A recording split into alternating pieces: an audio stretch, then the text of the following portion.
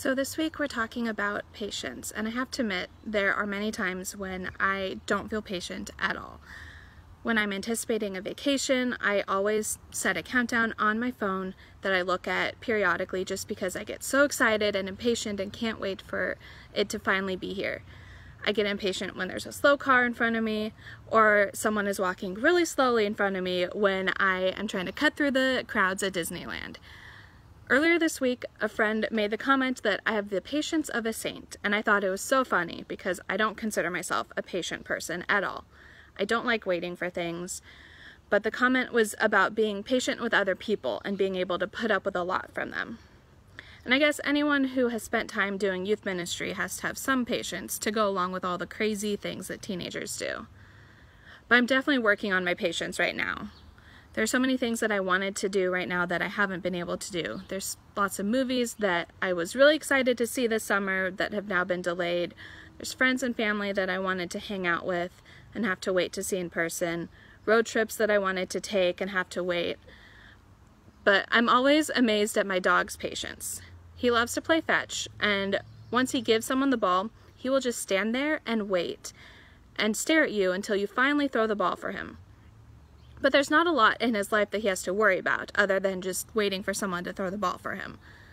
And I think that it can be hard to have patience when we're in the middle of difficult things in life. So today I wanted to look at Psalm 13. It's a psalm that David wrote while waiting for God's deliverance. Psalm 13 says, "How long, Lord, will you forget me forever? How long will you hide your face from me? How long must I wrestle with my thoughts, and day after day have sorrow in my heart? How long will my enemy triumph over me? Look on me and answer, Lord my God.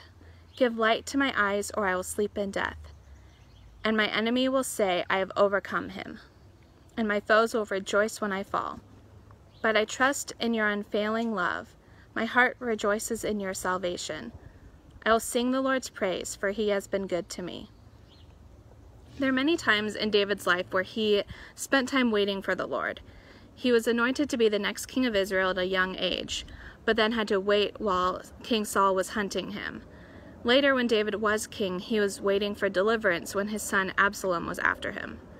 David did a lot of waiting when people were trying to kill him, and it must have looked like God had forgotten him at times. I think most of us have experienced times where we've been left to wrestle with our own thoughts, like it says in verse 2.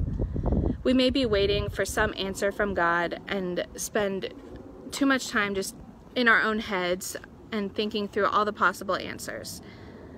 When David was on the run, he spent a lot of time alone, and this psalm seems like the words of someone who is alone and all they have are their thoughts.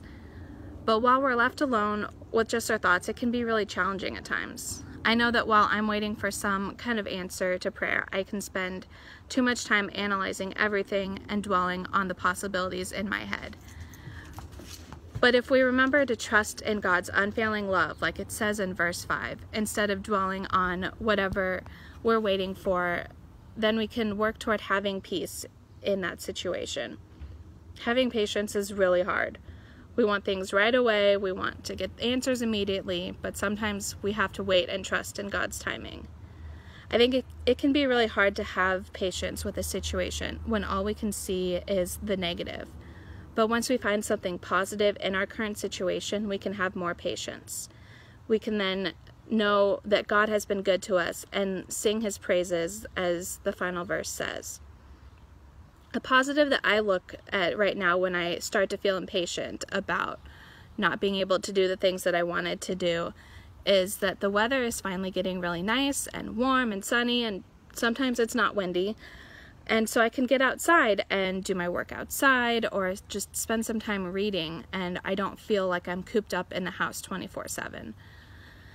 And I don't feel as impatient when I'm able to do those things. And so finding something positive to look at has definitely helped me have more patience. So I'd encourage you to find something positive in your life when you're feeling impatient and when you're just stuck thinking and like in your own thoughts, like this psalm said, and find something positive and just trust in the Lord in these times where you're feeling impatient.